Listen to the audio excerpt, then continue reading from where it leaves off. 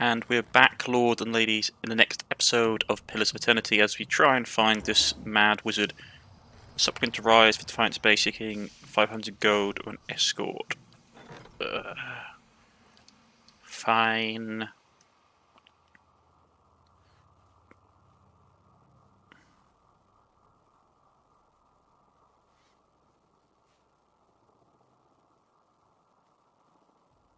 Just pay him off.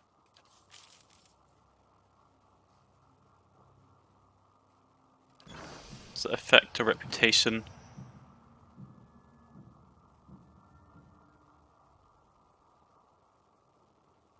Somewhat good.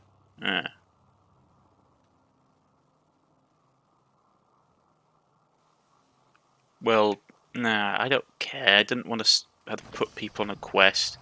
Just say the word. I paid him 500 gold. That's be enough to hire an escort.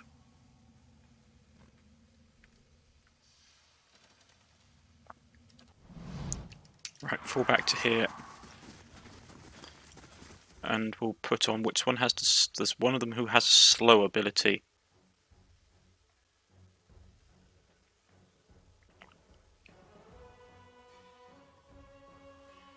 Which one is it? I think it's this gentleman.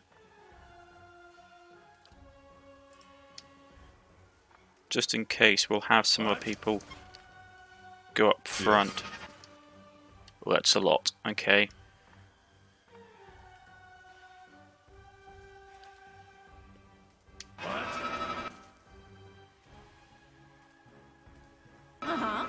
Okay. They're about to get there, so where is the spell?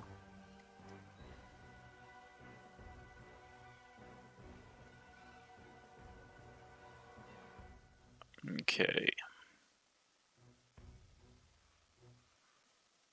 That's not it.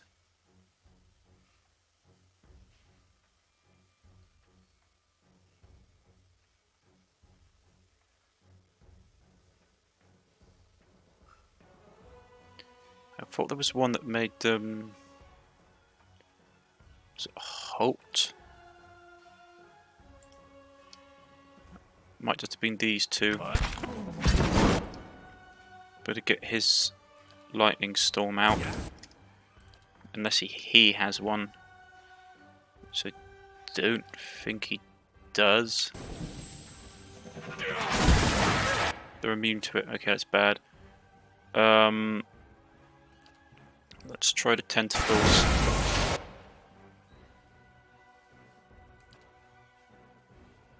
Oh, this is bad. They're gonna go supernova.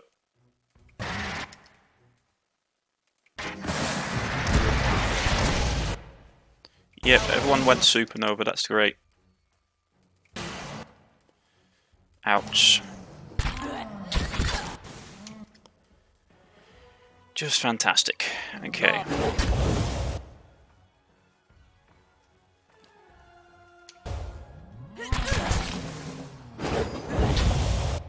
This guy's super tough as well. Burning for a lot of my top tier spells to drop this guy.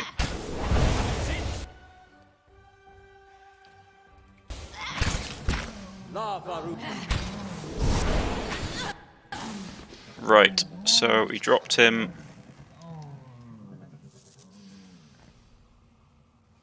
Yeah, everyone's pretty low on health, unfortunately. Just say the word. Not a problem. Do I want to spend 8 hours sleeping? How many spells he got left? He's got some. Zawa is ready. The wizard's got a lot. I mean, the priest has a lot.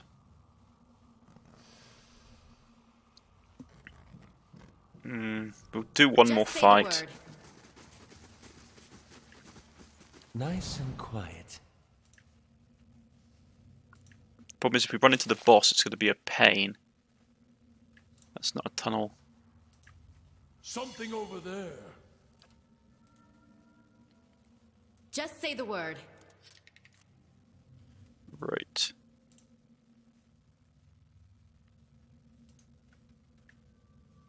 Problem is, if we run into another major engagement, we're going to be really low on health.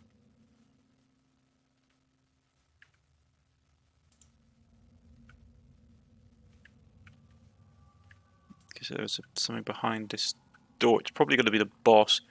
I am going to rest.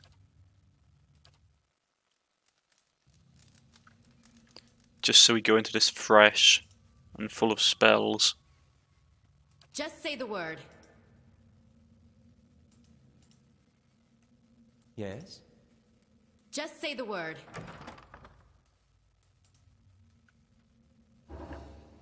After spending some time together, Erdo was able to help Audra Fergus reconcile her past. Okay.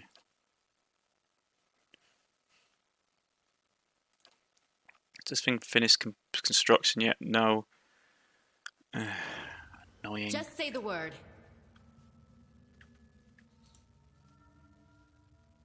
And the fire shows me something new. Just say the word. I'll see what I can find. Iron construct. Oh, another one.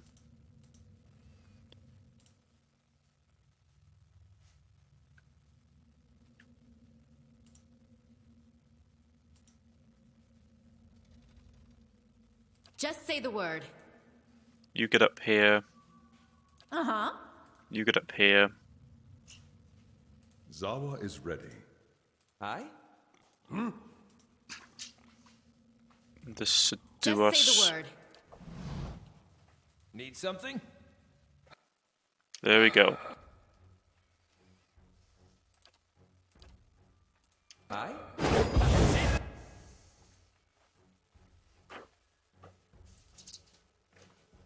Get that ability up. Need something?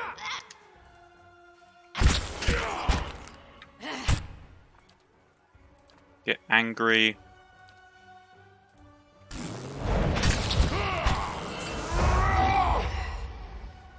Right. What's this? Crumpled experiment note. This crumpled piece of parchment was found jumbled inside the faceplate of a construct. My effects to install even the child's intelligence in this creation have failed. Most cannot hold a quill, much less set thoughts to paper. I believe for some time that Subject 63 might have had a breakthrough during its lessons, but I discovered I had been simply repeating my words without comprehension.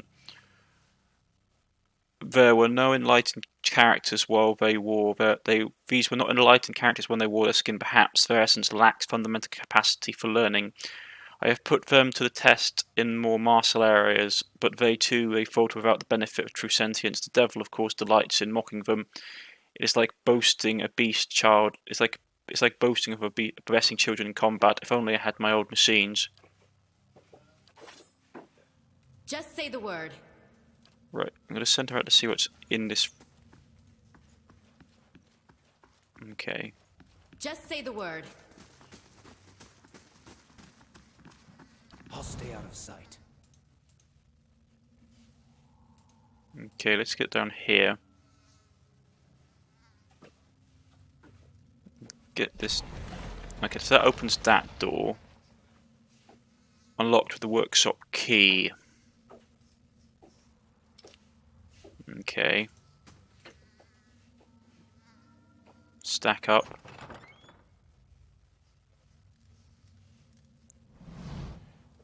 Galvino. An elderly man hunched over a cluttered desk in the back of his workshop. His flesh is pulled tightly around him. Fragile-looking bones, except around his neck, where it hangs in loose wattles. He turns as he went to a scowl already chiseled in his lined face. Back again? I told you. He hesitates, squinting at you from behind smudges and dusty spectacles. Of course, a fresh fool to replace the last fools. What brings you stomping through my workshop, eh? He draws his words out, looking you up and down, a sneer across his face. Watch your tone, old man. This one's got spirit. Still wheezing with mirth, he turns to the bronze golem over his shoulder. What do you think of that, my girl? A kindred soul. You better hope not. The voice echoes from within the golem. Aye, I got a fancy for this already. Hear that, Timora? Another who would tolerate your barbs and insults. clear his throat, saying, "I think get on with it. I didn't come here to listen to you two bicker." Yes, yes, I haven't forgotten about you. You come for the White Forge, just like the rest of them. He waved his hand impatiently. Boys with smooth cheeks and wild dreams. Girls with bright ribbons tied next to their scabbards. His voice rises and falls with a sing-song of mockery. Old men and women, too, seeking a final blaze of glory before they're snuffed out for another turn of the wheel. Sound familiar?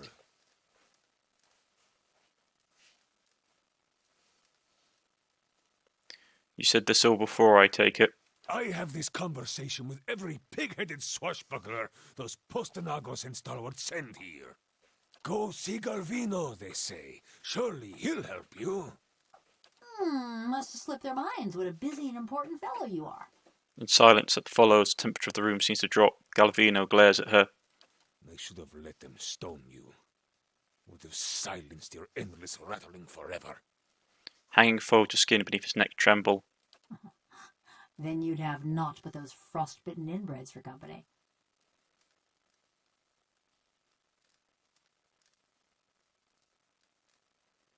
Focus, please. Aldrich said you could help me. The only one young enough to have any sense. And since his mother runs that town now, who am I to argue? He laughs bitterly. The villagers and their adventurers hammer and pry at the battery as if they were laying siege to some mouldering lord's keep. He swats the air in front of his face. But those stones were laid by some of the finest builders ever to have lived, disciples of Abidan in the truest sense. They will not fall by the whims of any kith. And the door itself, it is infused with living essence. He holds his hand before him, his eyes wide with wonder. Intelligence 13, the dwarves themselves must have had a way of getting in. Perfetto! This is the crux of the matter. He claps his hands together.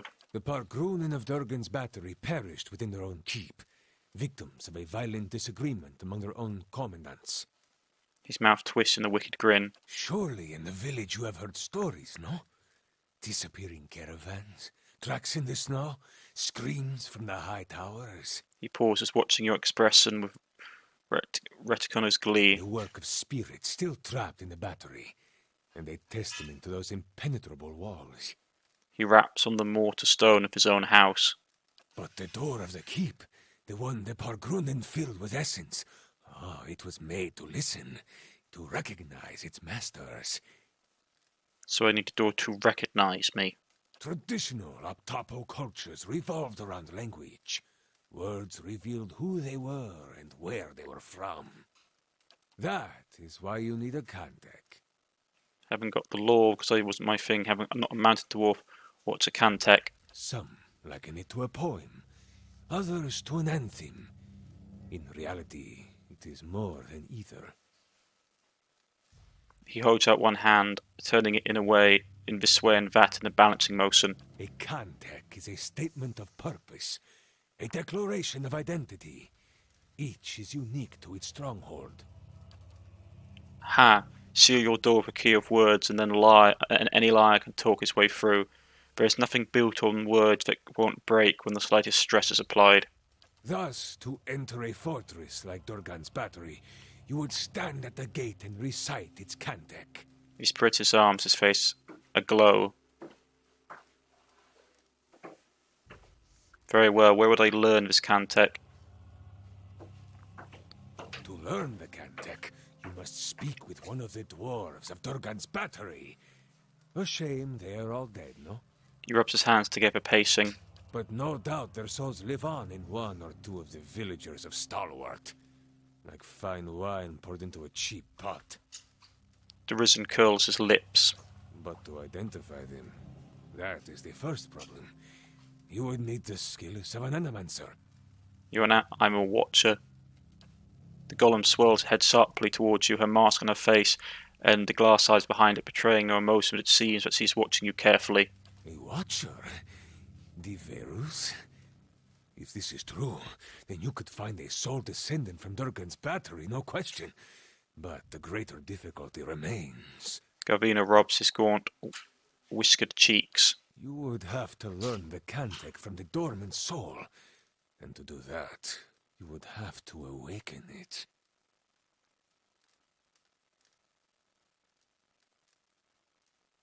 But awakening would be permanent, wouldn't it? Oh, yes.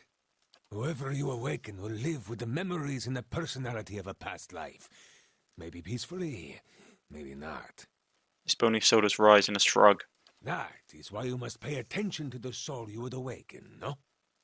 It is a monumental thing to impose on another, but these are the very people who wish to rediscover the White Forge, Verus. He removes his spectacles and polishes the dirty lens with his tunic. Awakening someone, how would I do that? An awakening is merely the jolting of a dormant soul into consciousness. He makes a bursting motion with his hands, splaying his fingers wide. When such things happen normally, it is because something has reminded the subject of a past life, often violently so. He smacks the workbench with surprised vigour.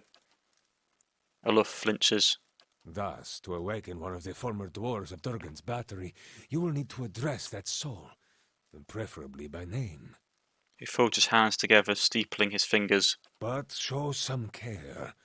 When you examine these souls, whatever it is you watchers do, you may see images, memories. He leans forward, his back hunched. These are moments of special import. What you see will tell you much about the person, and perhaps the condition in which they awaken. He raises his hairy eyebrows and tilts his head back. Awaken them from a traumatic memory, and who knows? Maybe they awaken thirsty for blood. Or maybe you awaken someone else. He cackles again. Gwen Ravenheart, you mustn't do this to condemn another to a fate like male world. She shakes his head. Here, this has been tuned to the Aeon of Durgan's battery. Use it near the villagers, and it should tell you if one has a soul old enough to have come from the battery. He rummages around to produce an unfamiliar device. So the Cantech is all I need? Who can say? None have yet opened Durgan's battery.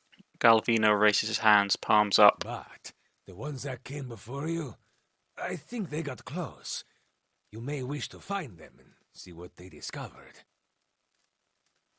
I found that what's left of them, a journal on a tile.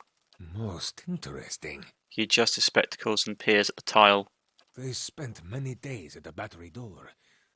This looks like something that once belonged there. I see. Thank you for your help. You have much work ahead of you, as do I. I'm going with her. The golem looks between you, her neck turning on its old joint. You? Go to Stalwart? Is this your macabre sense of humor, or has something gone to rust in that beautiful head I crafted? Galvino stares at her agape. No one will bother me while I'm with her. Besides, I can help her find people in Stalwart. The golem's burnished face is eerily impassive. You haven't been to Stalwart in 13 years. And this watcher sees souls. What help could you be? Besides, I have need of you here. You owe whatever remains of your wicked life to me. He frowns, a frown sours on his lips as he taps his chest with a crooked finger. The golem says nothing, but her essence smoulders. Resentment races from her simmering waves. She swirls her head to look at you. What's the story between you two? Mutters Gwen. This charming specimen is a convicted murderer. The Devil of Carrick, she's called. Mighty fine of you to start with my good qualities, and you wonder why we don't get more visitors. Killed over a dozen people before they finally caught up to her in Stalwart. Perfect company for lonely camps and mountain passes, no? He nudges you, all the while grinning wickedly at the motionless golem. Hey, I know how to start a campfire. The only reason she's not a frozen corpse is because I convinced the old mayor to let me try an experiment. A shadow passed over his face. You put a person's soul into a metal body. Why did you build her? Why was she called the Devil of Korak? She committed her first crime in the village of Carrick. Korak. Burned a family alive in their home. He shrugs. Did the same thing in half a dozen other villages, but the name stuck. Why did you build her? Why build a fortress, or a village, or anything? To make something that keeps, that... A disgusted sigh rattles in his throat. It was the early days of the legacy. My peers in the colleges of Animancy were filling the Hollowborn with the souls of animals. He pauses, scratching his chin. You're right. By comparison, this sounds perfectly sane, mutters Olaf. He rolls his eyes. I thought there was a better way. He is silent for several seconds, his gaze growing distant. One with a plum academy job back in Salona. Don't forget that part. He glares at her with narrowed eyes. You put a person's soul in a metal body? He leans back, raising his hands. Into a work of art. Look at this. Craftsmanship worthy of a jeweler. He traces the scroll work that runs along the golem's jaw. Fully articulated joints, capable of grasping a pen and writing her own name. He grabs her hand and delicately bends the tapered fingers. And of crushing your throat. She snatches her hand away. Show me another smith anywhere in the Deerwood who is capable of such delicacy and precision. She is a masterpiece. Colavino steps back and takes a long look at her. I take it your experiment didn't go over so well with the rest of the village. Here we go. She rolls her eyes and rasps them against the sockets. They were going to stone her anyway. Why not allow her to be put to some useful purpose? His lips curl back from yellowing teeth. My life's ambition. To serve somebody's useful purpose. I approached Mayor Sinahiod and begged. He saw the potential and allowed me the privilege of attempting my little experiment. He sneers as his voice, ending dignity if they recall. His shoulders are stooped as in his teeth bared. Then I accomplished what few animancers have even dreamed of. No academic support, no patron. Just me in the middle of nowhere. He jabs a finger into his concave chest. Oh, now you got him all wound up. I transferred a fully intact soul from a living subject to a fabricated body. She retained her personalities, her memories, all of it. He claws at the air with one thick-veined hand. Yet the villagers saw only a stolen corpse. He throws up his hands. Aren't you afraid he'll murder you? She may be mad, but she's no fool. She wouldn't survive long on her own. If the villagers didn't send a hunting party after her, the elements would claim her. Her joints and mechanisms require maintenance, and she cannot perform all of it herself. See, he's reminding me. In case I get any bright ideas. That's all I wanted to know. She's a fine specimen, her personality notwithstanding. He waves one hand in circular motion. I'd like her to travel with me. Quay? No, you don't know what you ask. He shakes his head, waving his hands. This woman, the Devil of Carrick, she was a notorious murderer, burned people alive all over the region. Besides, she works for me. After all, I am the one who preserved her. He turns his back and looks you up and down, taking a measure. I'll pay you.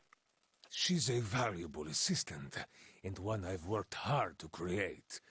I must see payment for her services. I'm sure you understand. Pay 700 copper. Deal. Fine price for a blacksmith striker. Suppose I should be flattered. And there you have it, a bargain. Right, who do we want to have?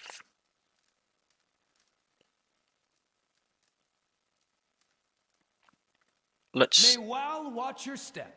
get rid of the druid and get her in the party. And there you have it, a bargain. A moment. You are going back to Stalwart, yes? Perhaps you could do me a favor. Gavina gives you a thoughtful frown. Tell me about this favour. There is a man in the village named Grind, the head fisherman. The rest of Stalwart kisses his feet because he fills their stinking blades with speckleback. But I know he's not as virtuous as he seems. His face crinkles with vicious glee. What exactly do you want me to do to him? You seem like you have a history with Grindel. What exactly do you want me to do to him? Humiliate him, of course. Show his neighbors what he truly is, and let him live with the disgrace. He points vaguely in the direction of the village, his thin arm trembling. He's always been a ripple sponge addict. Just got good at hiding it once his sainted sister died and left him in charge of the fishery. But he keeps a stash in the fishery, sneaks in at night when the others have gone home, and emerges sluggish and red-eyed a few hours later. I want you to expose him. Go to the fishery after dark when it's empty. Find his ripple sponge and show it to Renengild. Seem like you have a history of Grindel. That self-righteous meddler engineered my eviction from the village. He turned them all against me. Now I want him to feel the scorn of those mush-brained imbeciles. I'll see. Do not answer me now. But when you return to that festering eyesore and smell the stink of fish that hangs in the air, consider what I've said. Besides, you appreciate a good joke, don't you? De Verus, this will be a great one. But be sure to approach the fishery by night, when it's empty. They will give you no end of trouble if they see you stealing during the day. I have questions about the Devil of Karok. As must the gods themselves. Enough about that, I guess. Something else? Quay. Tell me again how to now that we know that one. I want to know more about the expeditions who came before you. As would I, but there is little to tell. They never gave their names. He tugs at his whiskers. But they seem to know more about the battery than the others, which is unusual because they did not seem like typical adventurers. He raises his snowy eyebrows. Their hands were smooth and marked with ink, not scars, and they traveled light. Unusually so. He rubs his chin. Unusually indeed. What do you suppose we were looking for? Val himself could not have said, and I haven't the time to concern myself with the business of strangers. What were those constructs in your workshop? Other projects, they are none of your concern. The villagers don't trust you. Do those constructs have something to do with it? He mutters fiercely under his breath, raising his hands to the ceiling. For years I've been trying to create another like the Devil of Carrick. Yet those post-Enacos in Starward destroyed my machinery. He drops his skin. His droopy skin trembles in rage. Now, I can only create these broken, mindless things. The devil remains my most perfect creation. His lips twist with taste of something bitter. Wait, where have you found the souls to create these golems? Smugglers, slavers, fugitives. The kind of riffraff that pass this way. Rarely missed, and good work to keep my little devil busy. What do you need? Why do you need more golems? I can't present the Devil of Carrick to the academies, can I? A mad woman and a murderer? No. I need to bring a success to the republics. He rubs his hands together, frowning. Never mind. Something else? Quay. Farewell. I take this as looting. Ah, it's not looting. That's good to know. Let's just see what we have here. Potions. What do you think you're doing? Appears to be crude renderings of mounting this battery. What's this? Potion of miniature restoration. Scrolls. Development of the Crucible Knights.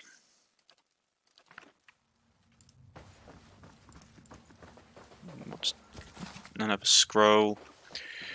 Interesting. I shall look at the golem in more detail next time. If you have liked, please press the like button. If you would subscribe, please press the subscription button. You can follow me on Twitter, you can follow me on Steam, and also, as always, if you leave a comment in the comment section, I will get back in contact with you. This has been Pillars of Eternity. I've been Cornish-Knight, and we shall pick up next time with our new party member and Gwen Ravenheart and Space Pig. Goodbye, everybody.